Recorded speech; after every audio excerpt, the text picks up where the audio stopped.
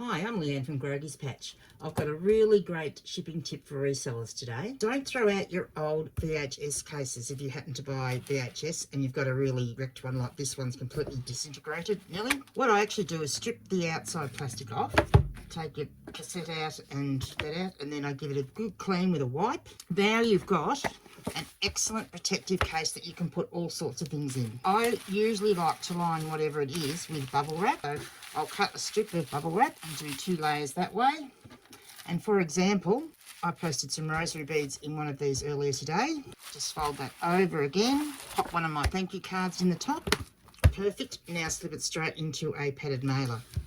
The small size, it's fantastic for stuff like that. I don't want to send something like rosary beads as a letter because it won't have enough protection. Other things are things like these small figurines you can send in this. Just be careful, like these ones have got little horns on them, so just be careful, don't put them in with the horns up. You can fit quite a few of these in there if you're selling them as a lot and want to have them all protected.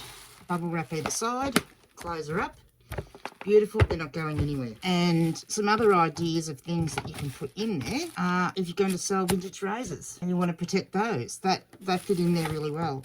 I only just put one layer of bubble wrap on, close her up, and she's all there and safe. Now, if you've got thinner jewellery, such as this ankle bracelet that you actually want to put and send it as a letter, then just utilise a DVD case. I would either put some beans in there, some packaging beans in there to stop it moving around, or I would again cut a small layer of bubble wrap to put in there, either side of the necklace, either side of the necklace or anklet, and close it over.